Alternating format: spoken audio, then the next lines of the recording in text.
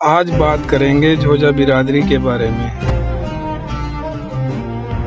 اس قوم کا شجرہ کوئی ترکوں سے جوڑتا ہے تو کوئی قدس سے جوڑتا ہے تو کوئی راجپوت سے جوڑتا ہے۔ اصل میں سب میں سملیرٹی ایک ہی ہے کہ یہ ایک جنگجو قوم تھی، اور یہ ہندوستان کی نہیں باہر سے آئی ہوئی قوم تھی۔ اور یہ بات بھی صحیح ہے کہ یہ ہندو سے کنورٹ نہیں ہوئی بلکہ پہلے سے مسلمان تھے۔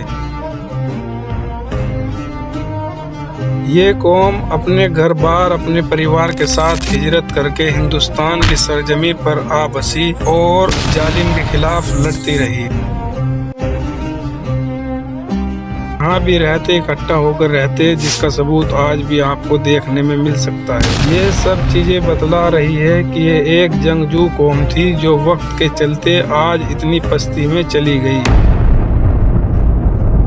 آخر اس کی وجہ کیا ہے جو قوم اپنے گھر بار کو چھوڑ کر ہجرت کر کے مسلمانوں کی حفاظت کے لیے ہندوستان کی سرزمین پر اور مسلمانوں بادشاہوں کی حفاظت کے لیے لڑتی رہی؟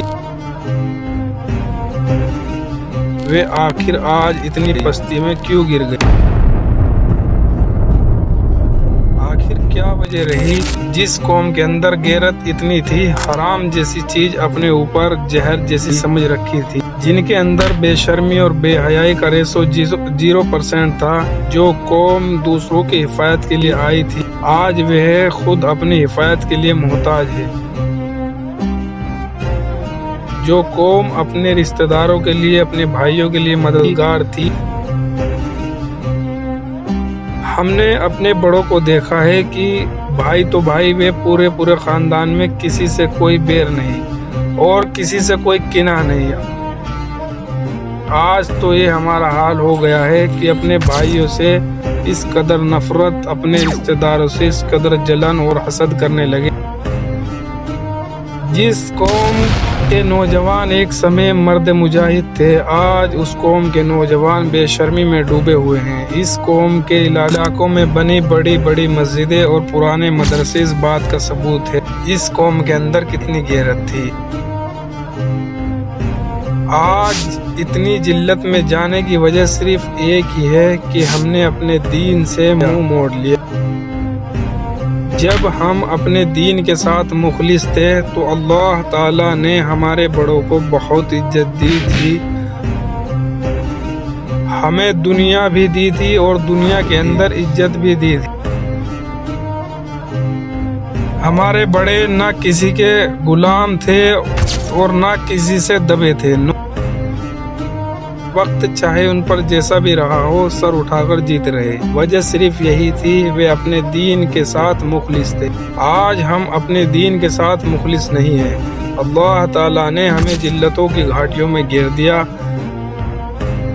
ہم نے اپنے دین سے بغاوت کر لی۔ یہی قوم نہیں جو قوم اسلام سے منہ موڑے گی، اللہ تعالیٰ اس کے مقدر میں ذلت لکھ دیں گے، کیونکہ عزت صرف اسلام کے اندر ہے۔ ابھی اگر یہ قوم اپنے دین کے ساتھ مخلص ہو جائے تو اللہ تعالیٰ آنے والے ٹائم میں اس قوم سے بڑے کام لے گا۔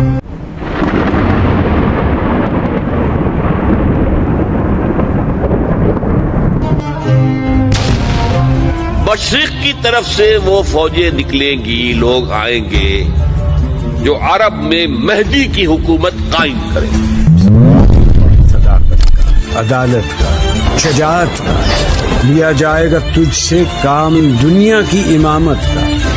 اور اپنے دین سے بغاوت اگر یہ رکھے گا تو اللہ تعالیٰ اسے مٹا کر کسی اور کو لے آئے گا، کیونکہ اللہ کا دین کسی کا محتاج نہیں۔